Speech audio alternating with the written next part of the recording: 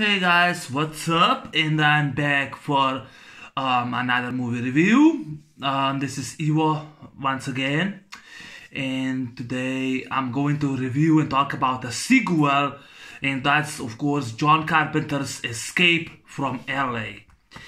And I still have this box, with Snake Plissken, Kurt Russell, and yeah, today I'm gonna talk about this movie, which came out on August 9, 1996, was of course written by Kurt Russell, John Carpenter, and Deborah Hill, directed by John Carpenter, which was the only sequel Carpenter ever directed. And Escape from LA, in my opinion, is the most underrated, unappreciated sequel of all time. Yes, the most underrated. And just like Predator 2, this sequel gets shit and piss. This movie, got nothing. This movie got nothing but piss on it. It got shit on it. It was criticized and bashed by people, by fans, by critics, by morons, that it's similar to its predecessor. Oh, Escape from New York is a masterpiece, but this movie isn't.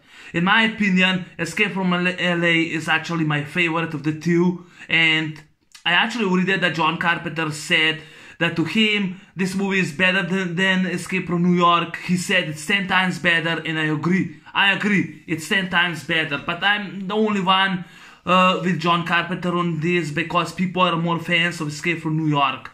To me, I like that movie, but I would say more a time waster. Escape from New York to me is more a time waster. But I like this movie a lot. It's not just a decent sequel, it's a worthy sequel. It's a really good sequel and the most underrated 90s film. And this is the only Kurt Russell movie he actually ever wrote. It's the only movie that he wrote. He was also producer in this movie. Now, Escape from LA, they wanted to do John Carpenter and Kurt Russell, they actually both wanted to do this movie back in 1985. But John Carpenter thought the screenplay is more, actually I wrote down,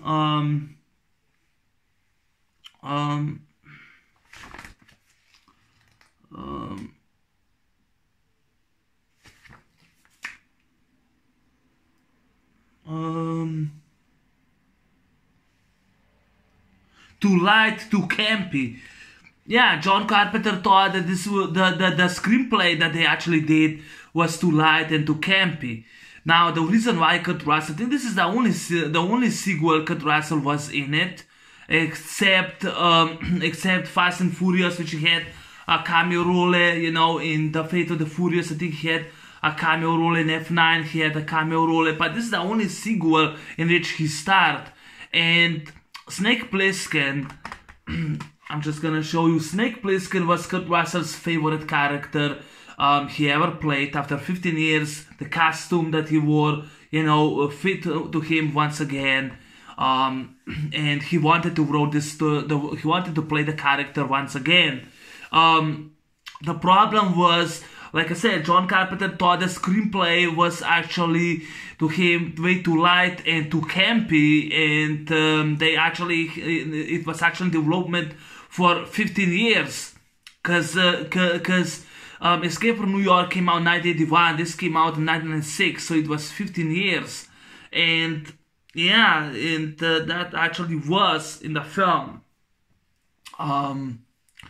And Kurt Russell wanted to do this movie for years, but there wasn't any chance until it happened when Kurt Russell and John Carpenter they both went back and get together with Deborah Hill, in which they actually wrote a story. And Kurt Russell did wrote the ending. Yes, he wrote the ending. So yes, he was one of the writers and producers on this film. And for years, I would love to see the third movie. And Ghost from Mars supposed to be Escape from Mars, but because this movie was a box office bomb, it was bashed, criticized by assholes. Yeah, I call them assholes. So we never got the third one. would really love to see a prequel in which, you know, there's a talk that that Snake Plissken was arrested in Cleveland, and he actually robbed the bank, you know, in the Reserve Bank. You know, love to see how he do that. You know, we could got a prequel, you know, but sadly this sequel, you know, bombed, and that's because he never got a proper sequel. I would love to see another sequel. Would love to see another, maybe a prequel with Kurt Russell being back as Snake. But sadly that won't never happen. And that's one of my problems, you know, because Sylvester Stallone asked Kurt Russell for Tango and Cash 2. He said no. We'll have to see another escape. We'll have to see, but that won't happen, you know. But to me, Escape from LA is underrated. And actually my 5th favorite Kurt Russell film. Yes, this is actually my top 5 favorite Kurt Russell films. And it's also in my top 10 favorite John Carpenter films. I prefer this movie over the original, but many will disagree. And it's my favorite of the two. And yeah, I also love the soundtrack, the one, you know, by the band White Zombie. Run baby, run baby, run baby, run baby, run away, escape from LA. Run baby, run baby, run baby, run away, escape from LA. I just love that song on the end of the credits by the band White Zombie, which I love that soundtrack. And I also love great performance by Kurt Russell, and people were criticized and bashed that this movie is similar to its predecessor. It wears some similarity, but Predators stole stuff from Predator, and I'm surprised it wasn't criticized. But this movie got criticized because it wears a few similarity to the predecessor. You know, that's just shit in my opinion, not just horse shit in my opinion. Yes, I call it nothing but a horse shit in my opinion. Now, Escape from LA, you know, after the events of 9/11 in Escape from New York, after Snake Plissken, you know, he was a heroic hero. He saved, you know, president. It's the year 1998, which one guy, I think was this guy played by Cliff Robertson. He predicted that an earthquake is gonna hit the city of Los Angeles, which is a doomed city, and it will destroy the once peaceful, beautiful city, and that actually really happens. On August 23rd, 2000, you know, on the 9 scale, you know, 12:59 p.m. Los Angeles is actually hit by an earthquake, and everything's been destroyed. So when this prophet gets elected to president, you know, he now orders that LA is no more part of the United States, and it's now only a city for deportation. If the people are actually, you know, if they lose their citizenship, they actually go live to LA because they're no part of the United States anymore.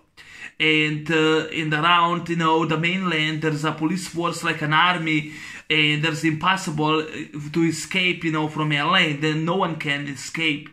And there's only people who lost their citizenship, and they're actually, you know, unfit to live in the US.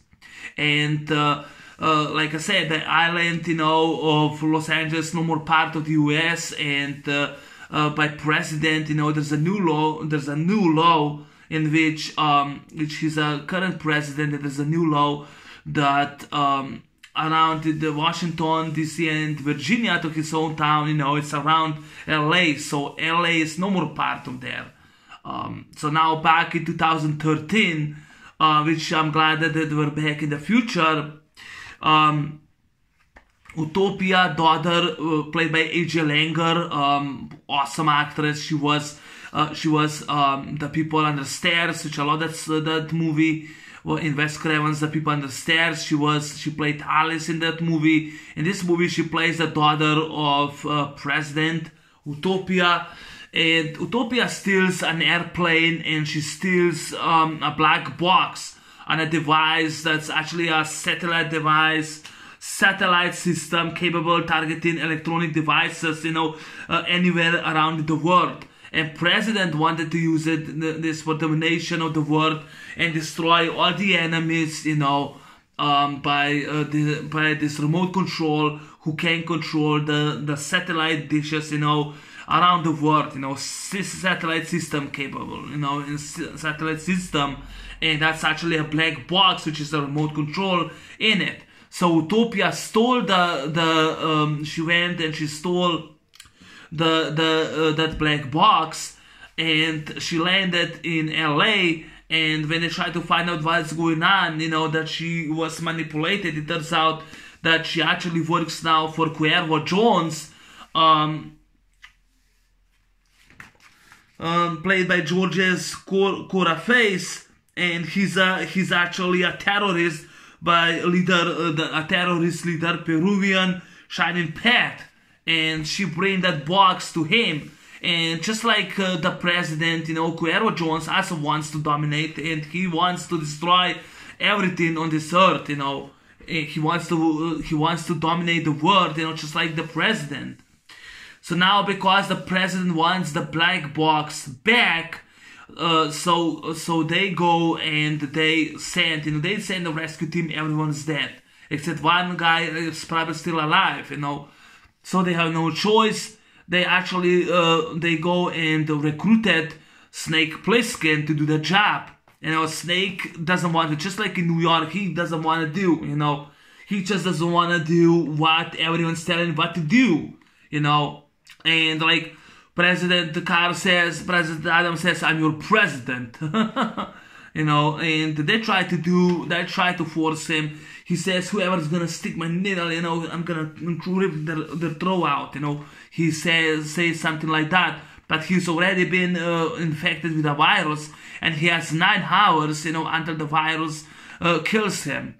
So because he has no choice, he goes, he goes now on the submarine in LA to get this black box. He gets that watch on his arm. And what was awesome about the film was that the outlines, like I'm gonna take the coat, you're gonna take all, you're gonna take them all.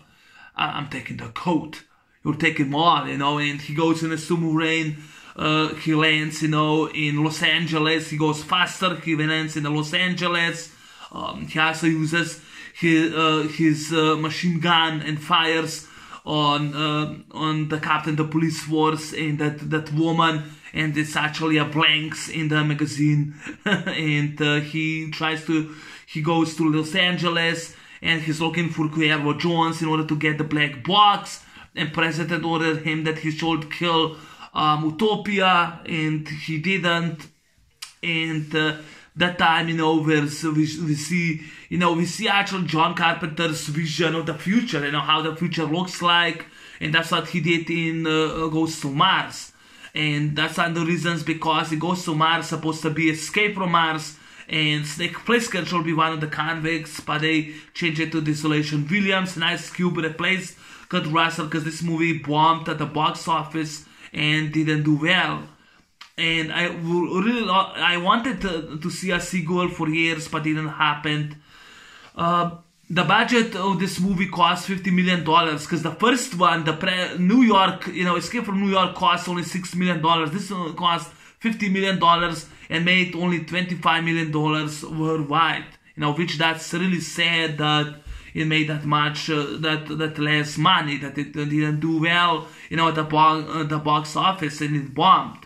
So that's really sad, it's really sad, and it really sucks. I mean, this movie is really good as the original, in my opinion. But Predator 2 gets shit, Escape from LA gets shit, Rambo 3 gets shit. I mean, sequels just get shit and shit all over, This movie got piss and shit, just like Predator 2, people are shitting on it. People are shitting on Escape from LA, Rambo 3, they're even shitting on Die Hard 2. Yeah, it's true, they do shit on Die Hard 2. but yeah, I thought this sequel was solid, and of course, it kind of very similar to the first one. Like in the first movie, New York, they said, I thought you were dead. In this movie, they said, I thought you were bigger. Another thing is when Pliskin finds and meets Hershey, played by Pam Grier. Pam Grier, she was also one of the actresses in Ghosts of Mars, and it's also similar when he meets Hershey, and turns out it's actually carjack. Excuse me, another friend from Snake Plissken's past in Cleveland, and he's actually now he's now Hershey. By the time he was carjack Malone, now he's Hershey, who hates Cuervo Jones, and he promised, Snake promised him that he's gonna get him out of Los Angeles, just like was in New York when he tell the Brain that he's gonna take him out, and they go with the they actually go with the hang glider. They attack Cuervo Jones. They go in the helicopter, escape with the helicopter, and they blow everything. And Cuervo Jones, one of the men, fires the bazooka, destroys the bag, but Utopia and Snake, they both escape with the helicopter, and of course he gives he actually gives the remote control to Utopia, but actually he gave the wrong remote control to Utopia because he both switched them. Excuse me, but that was awesome, the film. Yeah, by the end, when they tried to double cross, when they tried to kill Utopia and double cross, Snake, he double crossed them, and he shuts down the satellite and the electricity, and he shuts everyone, And then, we see Snake's face when he smokes a cigarette, and the movie fucking ends, But I still like the film. It was awesome. I like this movie a lot more than the original, at least. This was actually filmed at night. 70 days was of production. They shot during the night. No daylight was in this film. Maybe for the intro, but there was no daylight. They actually filmed, 70 days was production. They mostly filmed at night. At least I can see in this movie, I can see barely jack shit in Escape from New York, because there were so dark scenes with the camera shot that I barely can see anything. Even some alleys are so dark that you barely can see. In this movie, at least I can see the future. And Snake Plissken, in my opinion, has more to do than he was in the original. I mean, he goes and steals the motorcycle. Of course, it's the stuntman driving, but he goes and flips, the motorcycle, and goes and continues driving, and those two guys shooting each other, killing each other. He goes and fights off, in the parade of Cuervo Jones. Cuervo Jones shows something, that boomerang at him, those stones, which Snake lands off the truck, and four biker shows up, and Snake Plissken, that's actually my favorite scene in the film. Snake Plissken, stands up, and he's like a badass with two revolvers, Smith & Wesson model,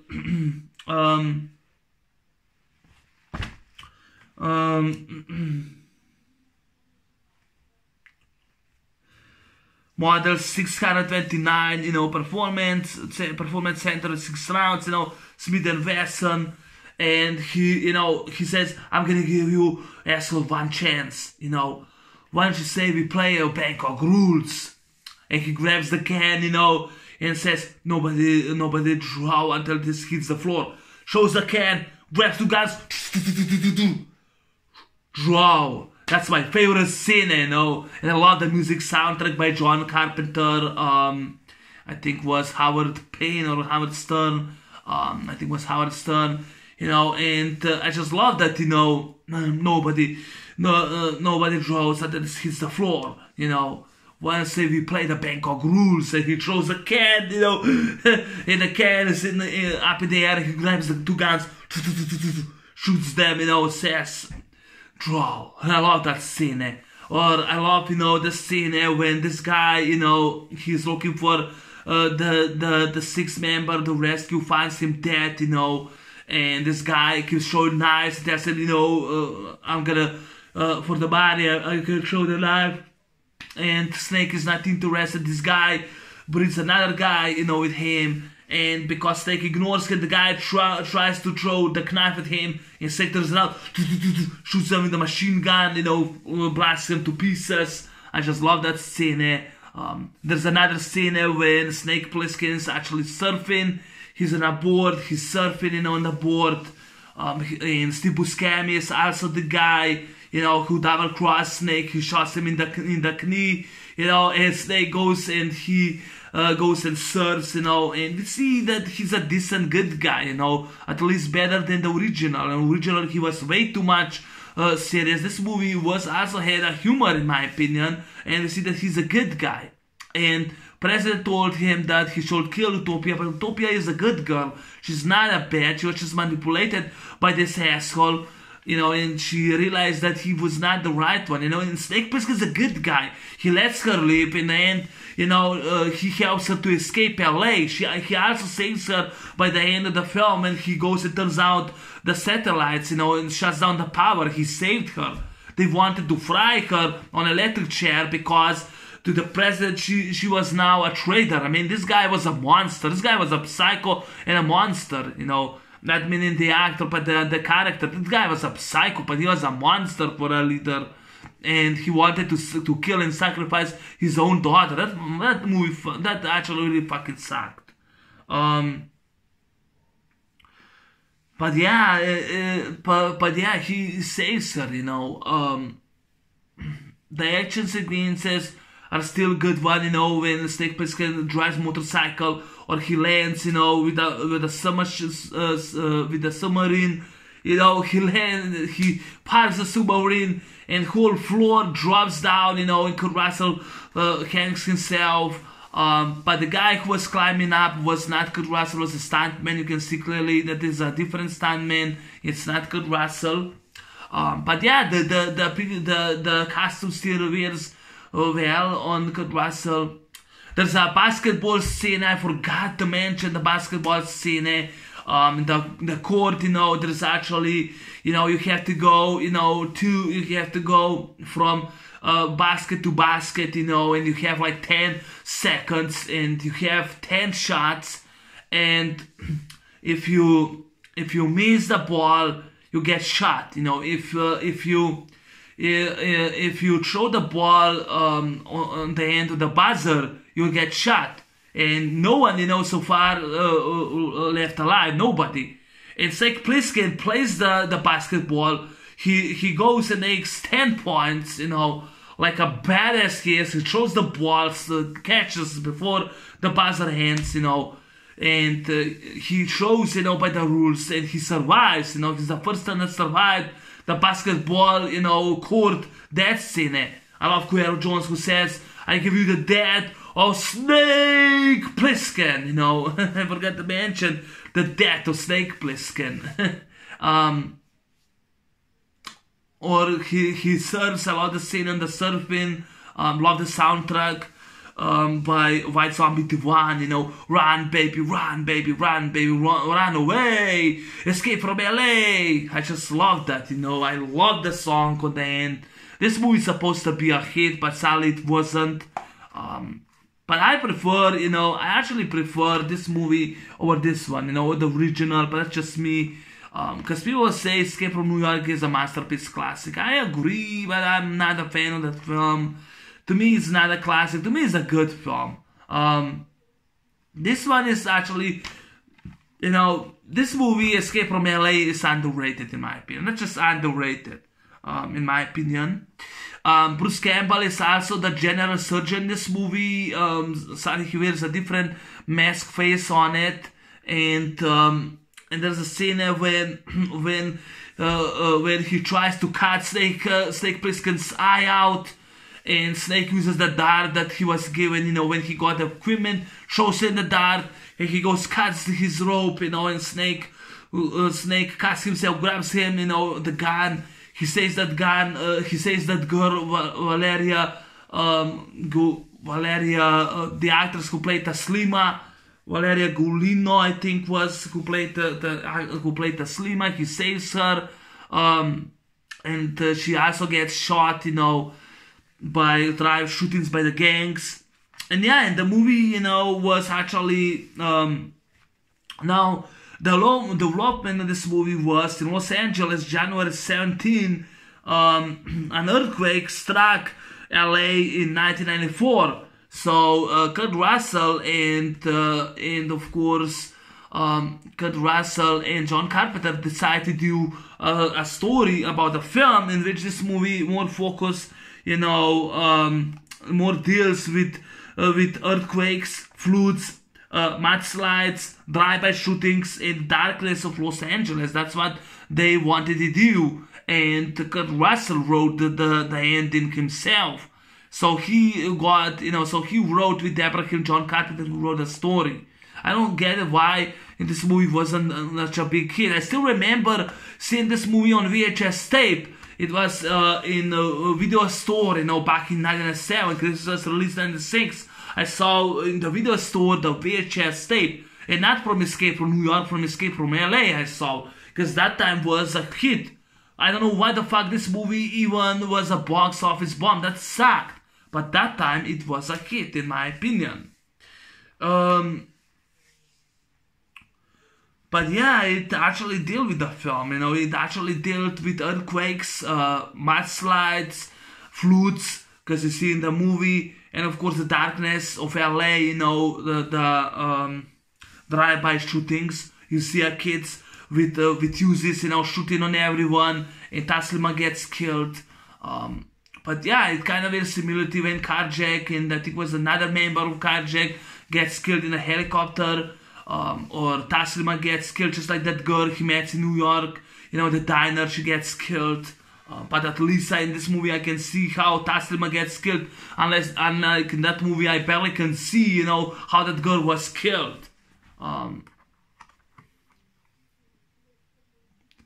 But yeah, well, I like this poster, with Snake Plissken, and he doesn't have this rifle, just like on this cover, but he has a rifle. He actually has a different weapon and two great revolvers.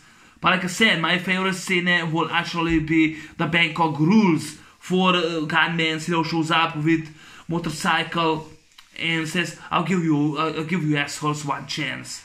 Well, why say we play by our Bangkok Rules? And he grabs the can. When this hit the ground, draw. He shows the can, and all four guys shows up, he shoots them with his two revolvers, Smith & Wesson, model 629, goes and kills all of them, and he grabs the gun and says, draw. I just love that. I love his eye patch in this movie. And I like the actress AJ Langer. She was great as Zootopia. She played, Alice in Wes Craven's The People Under the Stairs, which I do have that movie. She was great, AJ Langer. I love the music score by John Carpenter. I love the story about the film.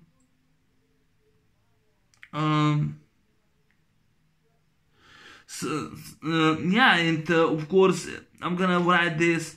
Also, I'm gonna the plot, the back. I'm gonna write the plot on the back. Snake Plissken is once again called in by the United States government to recover a potential doomsday device from Los Angeles, now on an autonomous island where undesirables are deported. And yeah, people who are unfit and undesirable, they lose citizenship, they're deported to LA. And around the mainland, is actually police force, which are like an army, so it's impossible to escape, from LA. They also drive, he also have hang glider, which he goes and tags Cuervo Jones, he fights off Cuervo Jones, but doesn't kill him. I forgot to mention Steve Buscemi tries to escape with a helicopter. He fires Cuero Jones. He hits Cuero Jones, but Cuero Jones fires with a rocket launcher and hits the back. Steve Buscemi jumps off the helicopter, but he gets now stuck in Los Angeles while Snake and Utopia escape, which is awesome. They both escape, and he retrieves the black device, and I actually really did enjoy it from Paramount Pictures. This is a release from Paramount Pictures. I really did enjoy Escape from LA. I like the film. It's underrated sequel and my favorite of the two.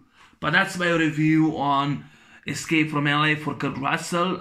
Thanks for watching. Take care. I'm out. Peace. Bye bye.